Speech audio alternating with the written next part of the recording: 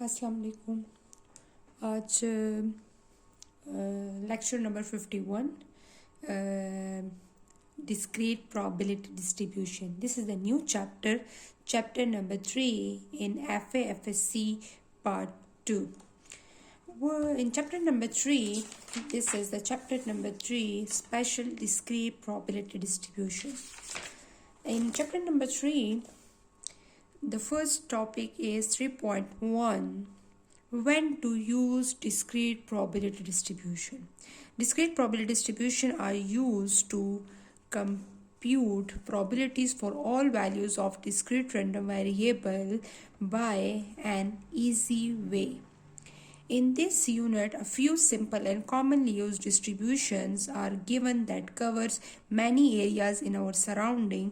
It is important to know and remember that which probability distribution is suitable for a particular situation.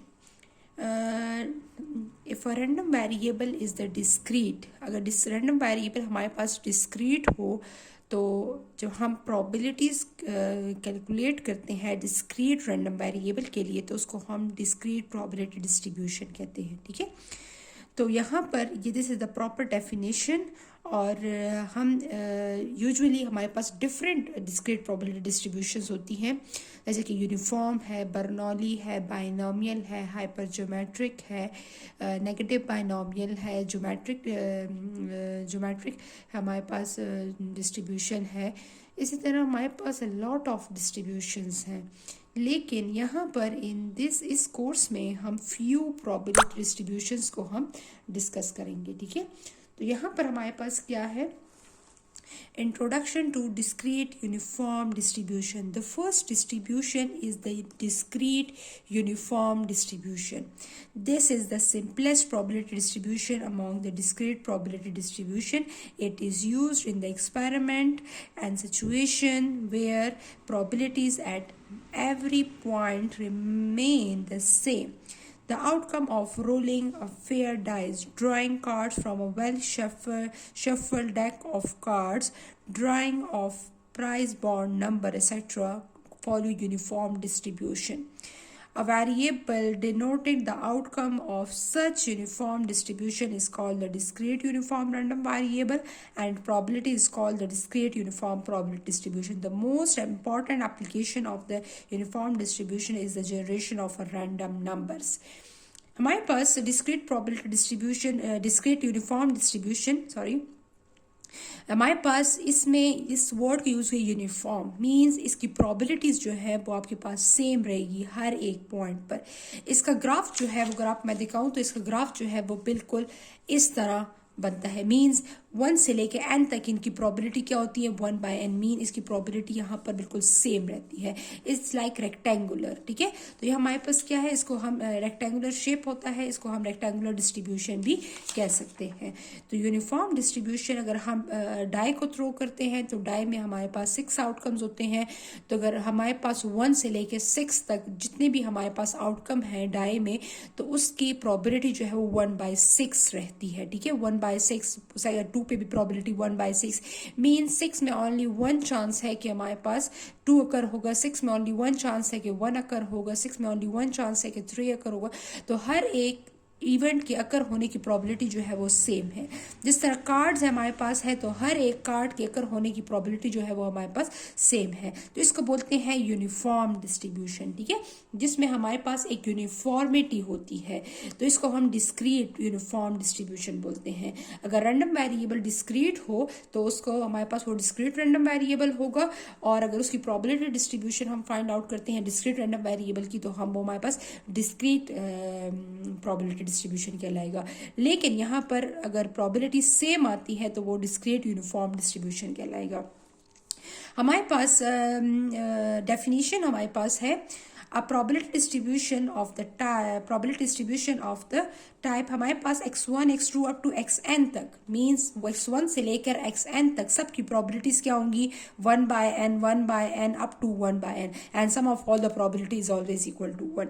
इसका discrete uniform probability distribution, इस type के table में जब हमारे पास probability same होगी 1 से लेकर n तक, x1 से xn तक, तो उसकी प्रोबेबिलिटी जो सेम होगी इसको हम बोलेंगे discrete uniform probability distribution.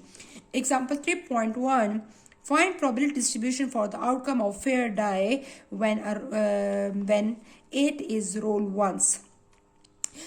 You know that how many outcomes in a die? We have 6 outcomes in a die. When a fair die is rolled once, then outcome are equal likely, therefore its probability distribution is given by. So in die we have 6 possible outcome, 1 2 3 4 5 6. सो हर एक event के अकर होने के chances कितने हैं हमारे पास 1/6 1/6 1/6 1/6 up to 6 तक हमारे पास हर एक इवेंट के अकर होने की प्रोबेबिलिटी क्या है, वो सेम है। तो टोटल हमारे पास 6 आउटकम्स हैं, तो हर एक इवेंट के अकर होने के चांसेस जो है वो 1/1 है। तो 1 डिवाइड बाय हमने इसको टोटल पॉसिबल आउटकम्स जो हमारे पास 6 है उस पर डिवाइड किया, तो 6 divide by 6 is equal to 1, mean sum of all the probability is always equal to 1। So X follow discrete uniform distribution. तो हमारे पास ये एग्जांपल जो है हमारे पास, इसके लिए हमने एक टेबल फॉर्म में हमने इसकी प्रोबेबिलिटीज को रिप्रेजेंट किया है। The second is definition of discrete uniform probability function. अब हमारे पास फंक्शन को हमने किस तरह रिप्रेजेंट किया 1/n से, mean x runs from 1 up to n, n हमारे पास कोई भी हो सकता है, ठीक है। This called discrete uniform probability function and the variable x is called a discrete uniform random variable and this distribution has only one parameter and the total number of result item of a uniform experiment. इसमें हमारे पास कितने parameters हैं, इसमें हमारे पास only one parameter है, n is the parameter of the discrete uniform probability function distribution.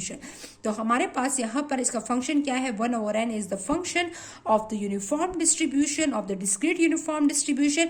We have only one parameter in the discrete uniform distribution and the x is the discrete uniform. हमारे पास अगर uniform random variable हो तो इसकी probability distribution जो होगी वो हमारे पास डिस्क्रीट यूनिफॉर्म प्रोबेबिलिटी डिस्ट्रीब्यूशन कहलाएगी। अब हमारे पास example number 3.2, write discrete uniform probability function for the result of a fair die when it is rolled once. Solution में हमारे पास क्या है, here random variable x take all of its value or equal probability. You know that अगर हमने फिर दोबारा यहाँ पे बात हुई है, हमने अगर डाई को हमने रोल किया है तो इसकी प्रोबेबिलिटी हमारे पास क्या होगी, इसको आप फंक्शन फॉर्म में, इससे पहले हमने क्वेश्चन में जो किया था वो टेबल फॉर्म में हमने रिप्रेजेंट किया, अब कहते हैं इसका फंक्शन लिखिए, मीन इस फॉर्म में आपने इसको रिप्रेजेंट करना है, ठीक है। तो हमारे पास डिस्क्रीट यूनिफॉर्म प्रोबेबिलिटी फंक्शन हमारे पास क्या होगा 1/6, x कहाँ से 1 से लेके 6, इसलिए कि हमारे पास कितने आउटकम्स हैं, इसी टेबल को अब मैंने इस फंक्शन फॉर्म में लिख लिया, 1 से लेके 6 तक, मीन 6 के आउटकम्स कितने हैं 1 2 3 4 5 6, और इसकी हर एक इवेंट के अकर होने के चांसेस कितने हैं 1/6। तो हर एक इवेंट के अकर होने के चांसेस 1/6 हैं, तो हमारे पास इसकी प्रोबेबिलिटी क्या होगी 1/6 and 0 otherwise.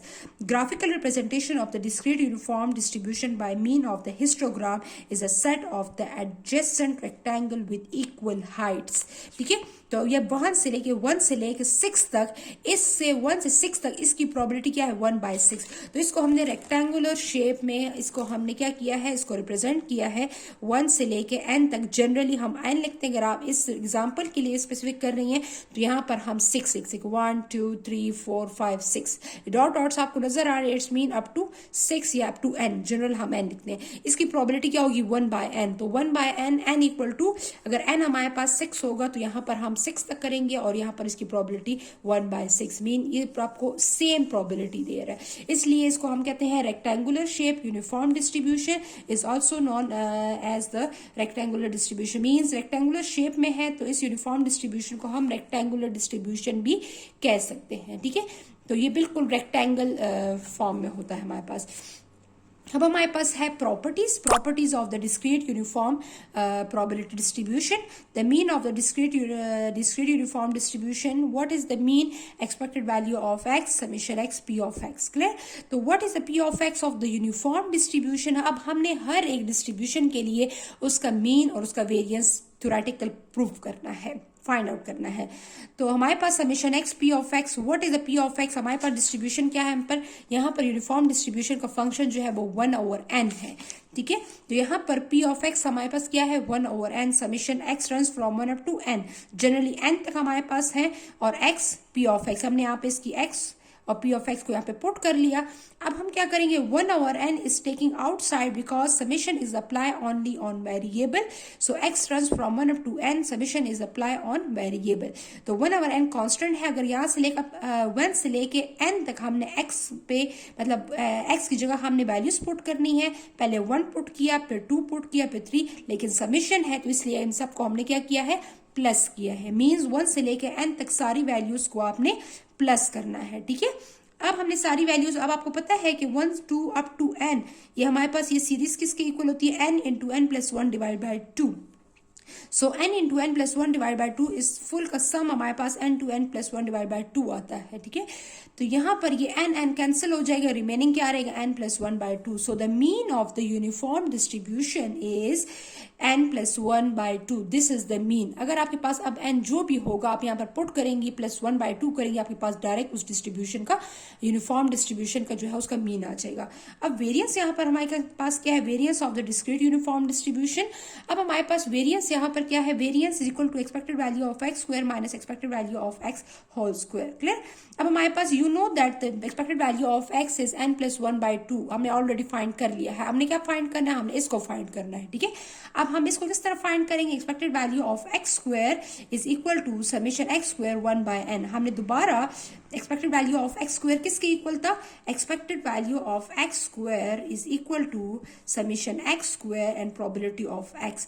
And what is the probability of X, probability of x is 1 by n, तो हमने वहां पर n बाय n पुट किया और यहाँ पर हमने एक्स स्क्वायर पुट किया, ठीक है।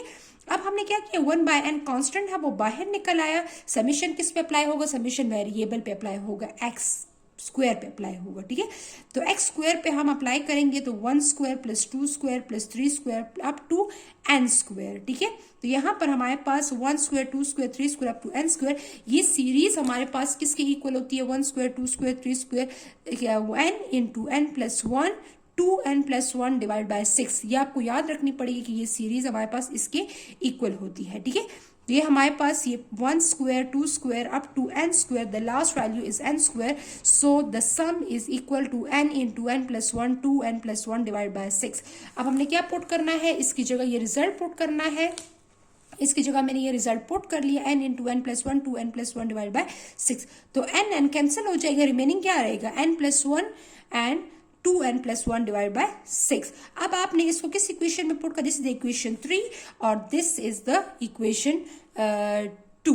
तो इक्वेशन 2 ये हमारे पास आ गया, इक्वेशन 3 अभी जो हमने फाइंड किया है ये आ गया। तो इक्वेशन 3 और इक्वेशन 2 को आप इस इक्वेशन में, इक्वेशन 1 में पुट करेंगे।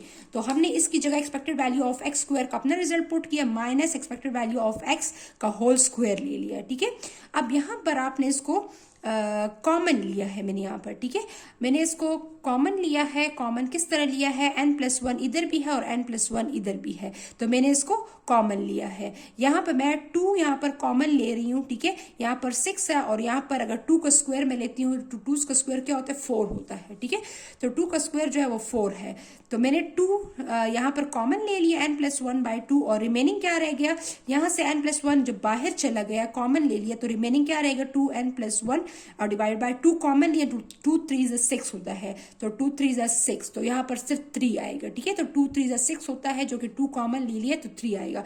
अब यहाँ पर माइनस लगेगा, n प्लस 1 बाय 2 मैंने एक कॉमन ले लिया, यहाँ पे स्क्वायर फॉर्म में है तो एक मैंने कॉमन ले लिया तो एक रह गया, n प्लस 1 बाय 2 से 1 रह गया, ठीक है।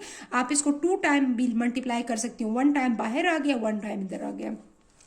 अब हमारे पास क्या है, अब हमने यहाँ पर एलसीएम लिया है, एलसीएम हम क्या करेंगे 3 2 6, तो यहाँ पर 2 मल्टीप्लाई करेंगे इसके साथ और यहाँ पर इसका 3 मल्टीप्लाई करेंगे, तो यहाँ पर 2 मल्टीप्लाई करेंगे 2 2 4 प्लस 4 2 1 2 और यहाँ पर 3 मल्टीप्लाई करेंगे तो 3n प्लस माइनस माइनस हो जाएगा और 3 1 3, ये वाला माइनस के साथ मल्टीप्लाई हो जाएगा।